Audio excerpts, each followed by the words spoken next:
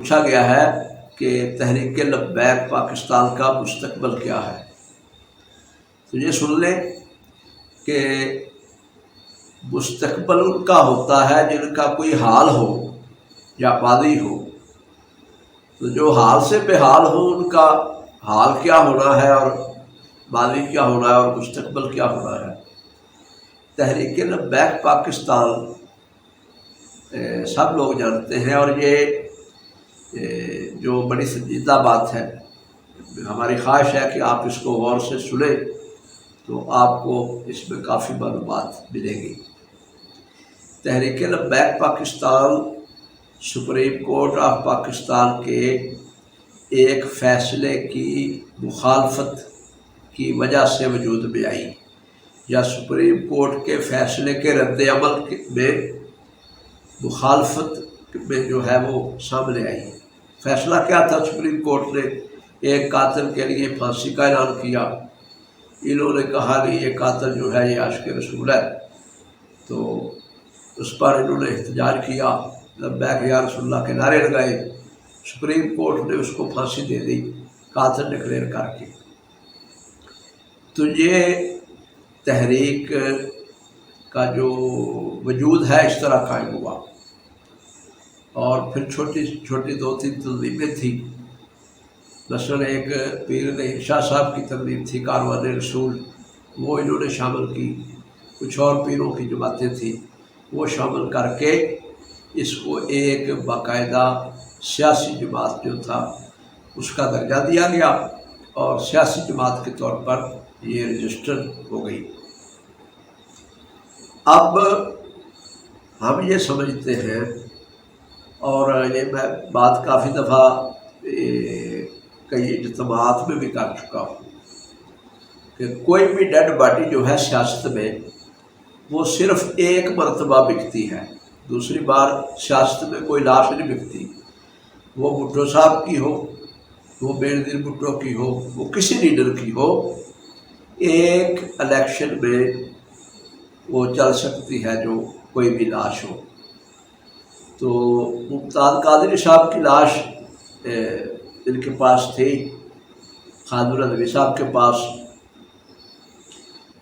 وہ انہوں نے اس کو بیچا، کیش کروایا، مگر اس سے ان کو حاصل وصول کچھ نہیں ہوا۔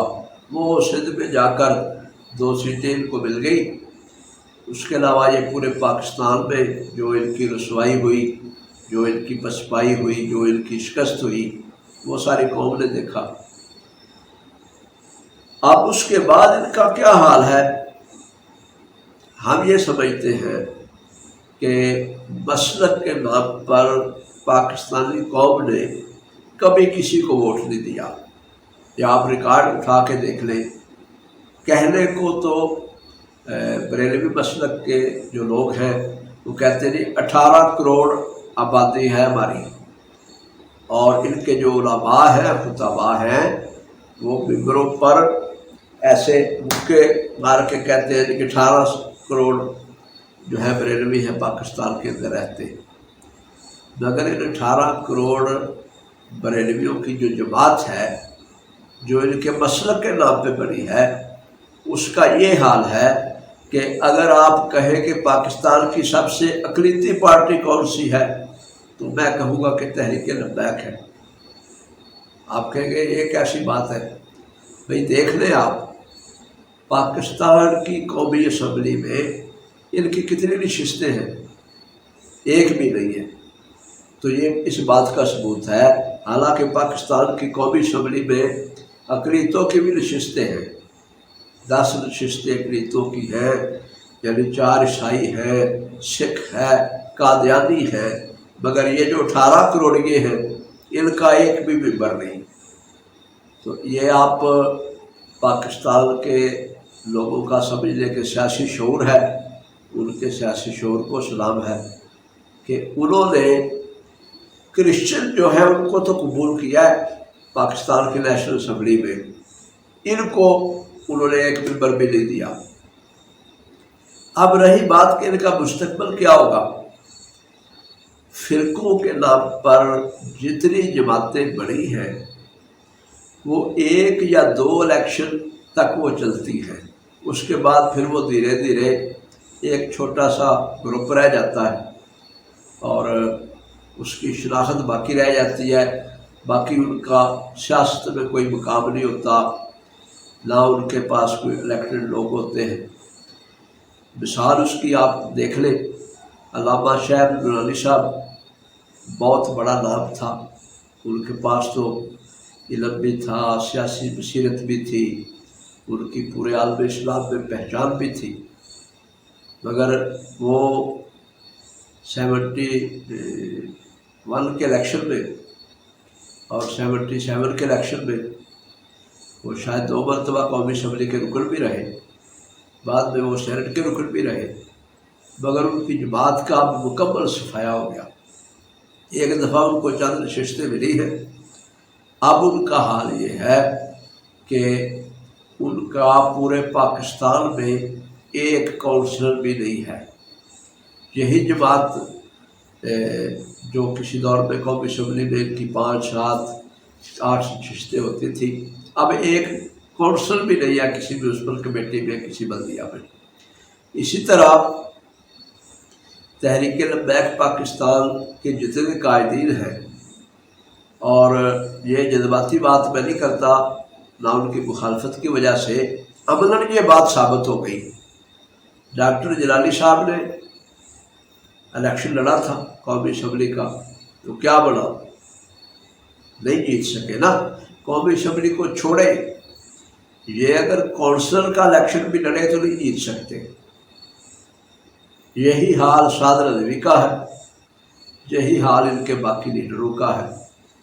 پچھلے الیکشن میں وہ جو ممتاز قادری کی پھانسی کا واقعہ تھا، وہ تازہ تھا، ان کو 15-20 ہزار جذباتی لوگ جو وہ مل گئے، جو نوجوان بے روزگار تھے اور غریب خاندان، تو وہ ان کو مل گئے فیض آباد میں دھرنا دینے کے لیے، اور پھر الیکشن میں کچھ کینڈیڈیٹ بھی مل گئے۔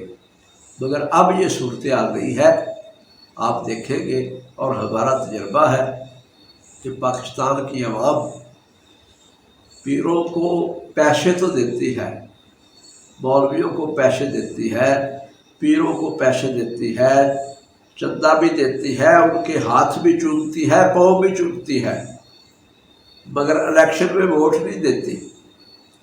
سندھ میں یہ حال تھا کہ لوگ کہتے تھے کہ پیر اپنا جان پیر سائیں دی، یا پیر پگاڑا صاحب کو کہتے تھے، وہ روحانی پیشوا تھے، لاکھوں مرید تھے ان کے، مگر ان کے مرید یہ کہتے تھے کہ جان پیر سائیں دی یا ووٹ بھٹو سائیں دا۔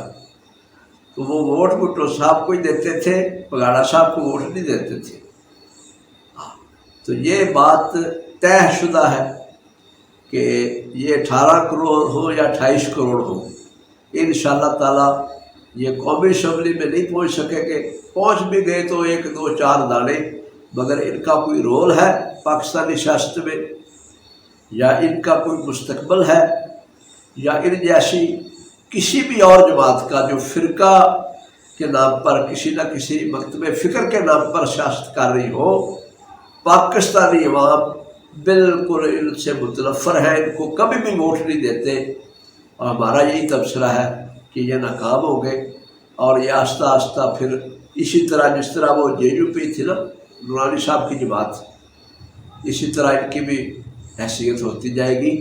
یہ ابال جو ہے وہ چند دن کا تھا، تو بس یہ رفتہ رفتہ یہ ختم ہو جائے گا۔